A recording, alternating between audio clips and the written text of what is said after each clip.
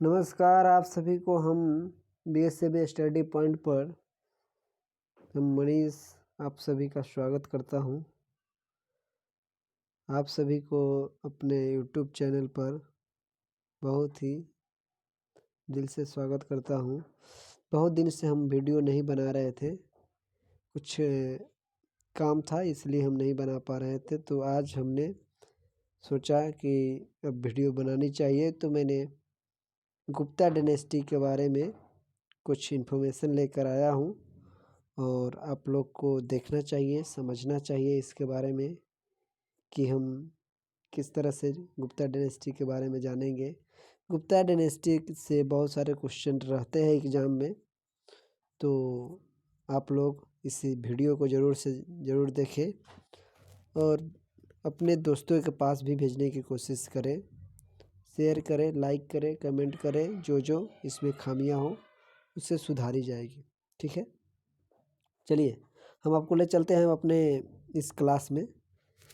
गुप्त वंश का संस्थापक कौन था? क्वेश्चन पूछा जाए, गुप्त वंश के संस्थापक कौन था?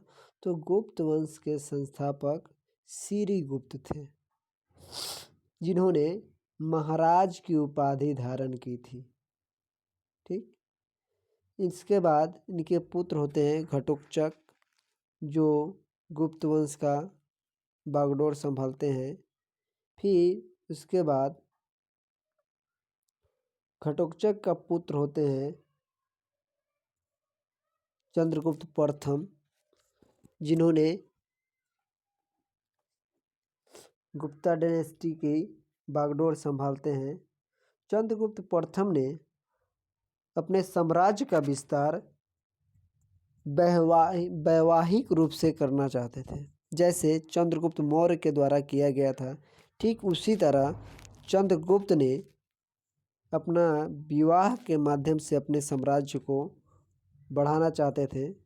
अब हम लोग देखते हैं कि चंद्रगुप्त मौर्य और चंद्रगुप्त प्रथम और एक और आता है चंद्रगुप्त द्वितीय, ये सब कन्फ्यूजन हो जाता है।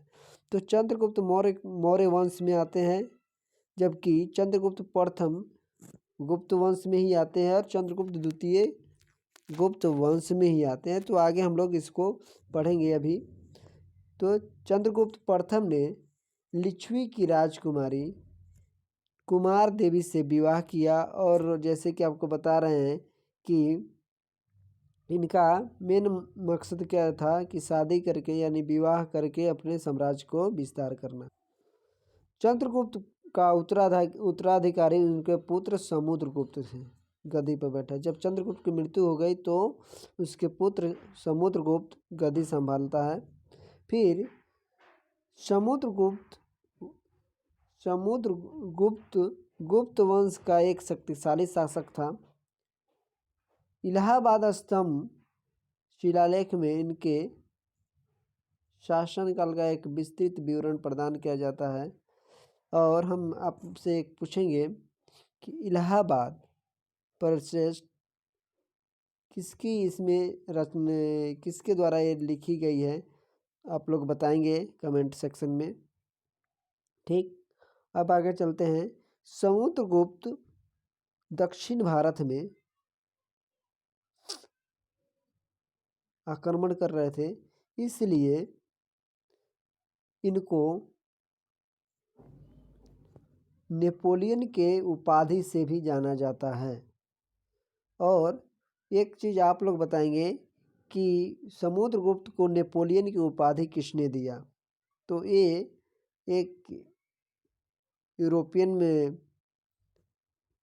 इतिहासकार है, यानी कि B.A. स्मिथ,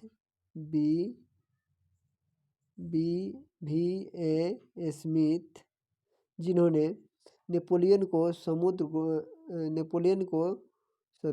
समुद्रगुप्त को नेपोलियन की उपाधि प्रदान की है।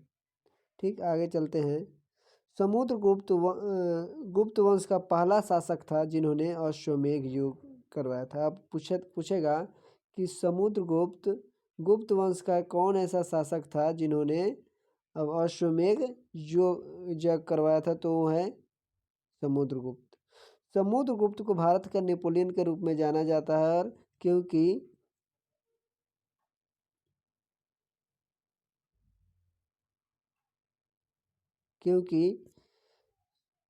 समुद्रगुप्त ने दक्षिण भारत में बहुत सारी लड़ाइयाँ जीती और युद्ध और अपने साम्राज्य को विस्तार करने में लगे थे, इसलिए समुद्रगुप्त को दक्षिण भारत का नेपोलियन कहा जाता है। चलिए, समुद्रगुप्त का उत्तराधिकारी उसके पुत्र चंद्रगुप्त द्वितीय ने गद्दी संभाली और उसने स्वयं को विक्रमादित्य की उपाधि प्रदान किया। पहले याद कीजिए, श्रीगुप्त ने किस उपाधि धारण की थी? तो महाराज की उपाधि धारण की थी। यहाँ पे विक्रमादित्य, तो इसी को बोलते हैं चंद्रगुप्त विक्रमादित्य या चंद्रगुप्त द्वितीय, यानी ओरिजिनल संस्थापक एक माना जाए तो विक्रमादित्य चंद्रगुप्त को माना जाता है। और आगे चलते हैं। गुप्त वंश की दूसरी राजधानी उज्जैन थी। पहली राजधानी कौन थी? तो पाटलिपुत्र, पाटलिपुत्र यानी पटना। गुप्त वंश की पहली राजधानी पाटलिपुत्र पटना थी और दूसरी राजधानी उज्जैन। एक चीज़ आप लोग बताइए, उज्जैन किस नदी के किनारे है? तब तक एक और चीज़ आते हैं।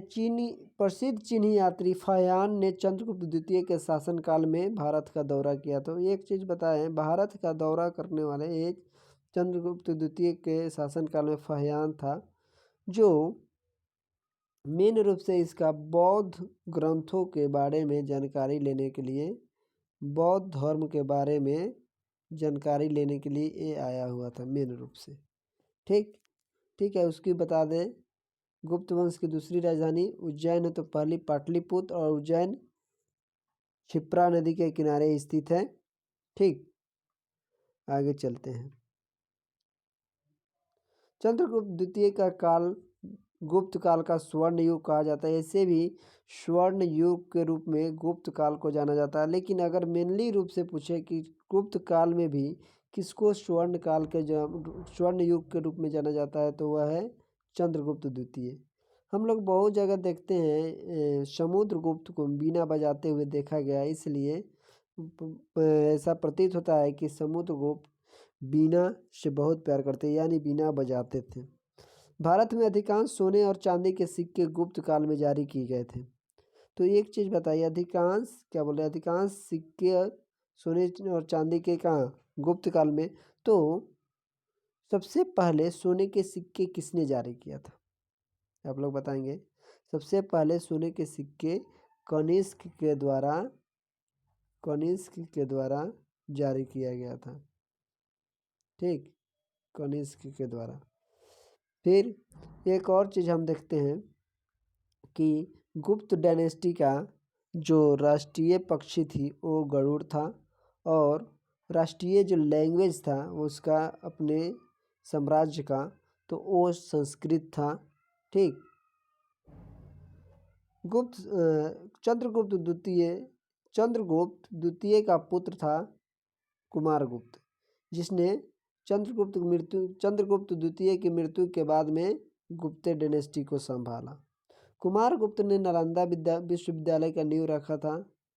ठीक, कुमारगुप्त की मृत्यु के बाद 455 ईसा पूर्व में ईस्वी में 455 ईस्वी में स्कंदगुप्त ने सत्ता को संभाला, और जूनागढ़ अभिलेख में स्कंदगुप्त से संबंधित है। याद देखिए, जूनागढ़ अभिलेख किससे संबंधित है? स्कंदगुप्त से। भारत में हुणों आक्रमणों को पूरी तरह से समाप्त करने वाला प्रथम शासक कौन था? स्कंदगुप्त।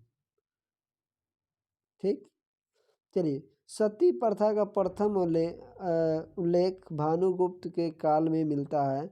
तो आप लोग बताएंगे कि सती प्रथा का प्रथम लिखित साक्ष्य कहाँ पे मिला हुआ है, किस अभिलेख में? ठीक, गुप्त वंश विष्णु के भक्त थे, और इनका जो राष्ट्रीय जो पक्षी का चिन्ह था वो था गरुड़। रामायण की रचना गुप्त काल में हुई थी, और मत्स्य पुराण